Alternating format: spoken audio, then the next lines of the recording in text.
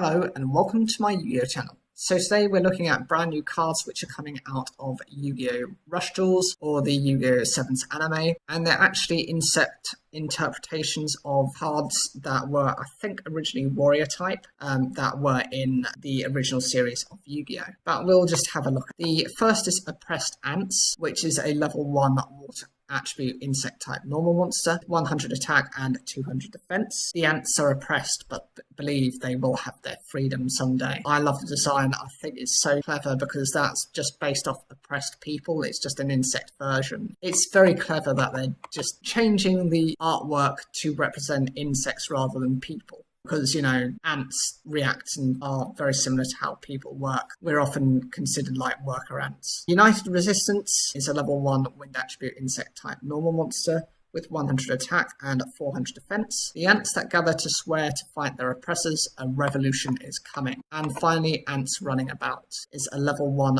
fire attribute insect type normal monster, 100 attack and 600 defense. Although the ants always suffer in silence, they swear an oath to inevitably revolt.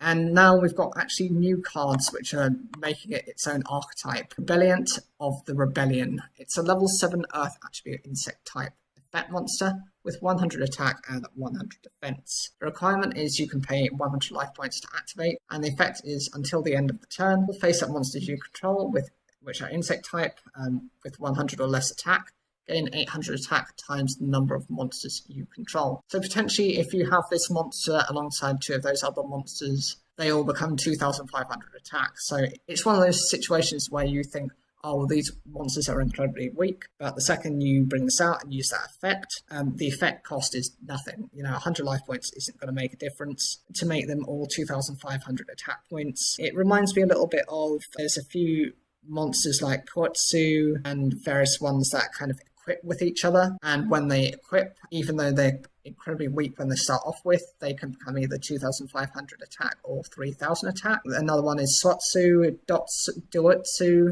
there's one other one as well, and they equip that way to make themselves a little bit more powerful. It is probably, it is until the end of the turn, but it might be enough of a surprise. You know, a lot of monsters can't even reach 2,500 attack, let alone be able to stand up to 3 of those monsters. So I love the design on those, it's brilliant. We've got a trap card for it, it's called Giant Revolution. It's a normal trap card, and the effect is you can activate this card if you control 3 face-up monsters. They have to be insect types with 100 or less attack when your opponent monster declares an attack, and you can destroy all face-up monsters that are level 8 or less your opponent controls. Currently in the game, the only monsters that are higher than level 8 are the maximum monsters, and those are the center pieces of those monsters. Everything else is, so far as I'm aware of, correct me if I'm wrong in the comments down below, level 8 or lower. Even things like Blue Eyes White Dragon are level 8. So you're able to probably just wipe out your opponent's cards. It does require you to have 3 monsters to meet this condition,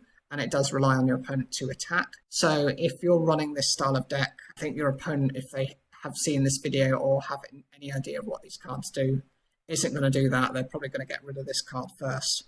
And it being a battle trap means that's the massive downside to how these cards work. And the final card is Libanti Flag. It's a normal trap card, and the requirement is you can activate it when your opponent normal or special summons a monster. The effect is to choose 1 monster, insect type, 100 attack or less, in your hand or graveyard to special summon it to your side of the field in face up. So it could be either attack mode or defense mode. This is good because it actually responds to your opponent's summon. It reminds me of something like the triggered summoned trap card, which Jesse uses within Yu-Gi-Oh! GX Season 3, as in response to your opponent's summoning. And it's very easily and readily able to be summoned, to use, considering that your opponent is going to normal summon or special summon within the turn. I just think the design of these cards are so good, and I'd love for them to just be a little bit more inventive with their cards as well. Make it a little bit more of an archetype. Put some more cards in there. Put something a little bit more consistent, and then I could definitely see myself playing that. It's not going to be competitive, but it's going to be a lot of fun to play.